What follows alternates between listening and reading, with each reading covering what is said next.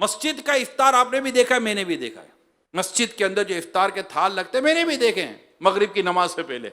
और हमारा थाल का अंदाज ऐसा अजीब और गरीब होता है कि लोग बाहर से फल लाते हैं, थाल में डालते हैं, तो फिर एक आदमी थैली में पकौड़े समोसे लाए, वो भी थाल में डाल दिए। अरे अल्लाह के बंदे, अभी फल का पानी निकला था, तेरे खाने से पहले समोसा पानी पी गया, ये फल का पानी पकौड़े के भी मुंह में चला गया, अब समोसा पकौड़ा हो गया यूं यूं। अब बंदे बैठे हुए इंतजार कर रहे, इफ्तार का वक्त होगा, इससे पहले पकौड़ा समोसा अपना काम कर रहा है और दोनों एक दूसरे को फेस दे रहे हैं। तरबूज खाओ तो उसमें समोसा पकौड़ा है, या समोसे में के अंदर तरबूज है, कुछ समझ नहीं पड़ रही। अजीब वगैरह ये सब हमारे यहाँ हो रहा है, बिल्कुल हो रहा है। कोई मतलब ये भी कॉमन सेंस भी तो हो ना कि भाई फल की प्लेट अलग है, ये इन चीज़ों की प्लेट अलग है। फिर कोई जलेबी लाएगा तो वो डाल देगा। अब सोचो इसमें से निकल क्या रहा है, बंदा मुंह में डाल रहा है, पकौड़ा डाल रहा है, समोसा डाल रहा है, कबाब डाल रहा है।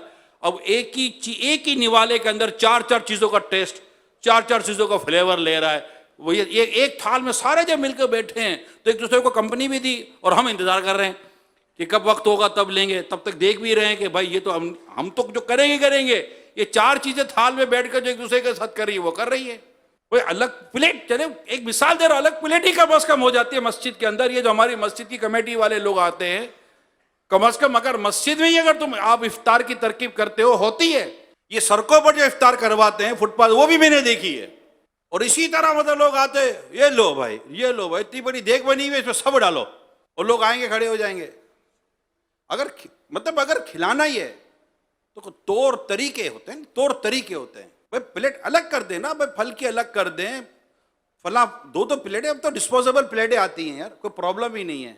कि भाई इस तरह कोई निज़ाम बनाए ताकि लोग खाएं तो उनको मतलब कि कोई वसूल ऐसा भी तो हो, तो भाई खा लिया ठीक है, खत्म वो भी हो जाता है, बच्चा वहां भी नहीं है। इफ्तार का वक्त है, कहां से बचेगा? मगर पेट भरा हुआ और यह अंदाज रखो आप तो कोई ना खावे भाई इसको। फिर ये कहाँ खिलाना कहाँ नहीं खिलाना, कच्ची प्याज के मसाइल, मुंह में बदबू के मसाइल, मस्जिद में बदबू के मसाइल, ये अलग हैं कि आप घरों पे पहुंचा दो यार। और इस पर जो अमीर सुन्नत चंद सालों से जो एक इन्फिशाइज जिसको कहते हैं कि काफी जोर दे रहे हैं, वो आप जोर दे रहे घरों में इफ्तार पहुंचा दें, चीजें घरों पर पहुंचा दें, पैकेट घरों पर पहुंचा दें। एक राशन के पैकेट हो जाते हैं, गरम मसाले, आटे, चावल वगैरह, सूखा दूध वगैरह, जो भी एक चीज़ें होती हैं, ये अंदाजा है जिनको देना होता है, घरों पर पहुंचा दें। फल फ्रूट का कोई जिम्मेदारी दे दे किसी को, घर पे पहुंचाते रहेंगे। अमीर से फरमाते हैं कि घर पे पहुंचाने में ये फ़ायदा है कि हमारी जो इस्लामी बहनें, बेटियां, बच्चे, उनको मिलेगा। निज़ाम बनाए, मेरे जितने भी देखने सुनने वाले आशिकान रसूल, अल्लाह ने बहुत सौ को नवाजा है, किसी की ड्यूटी लगा दे, अगर अपने हाथों से जाकर दे तो सद करो और मरहबा।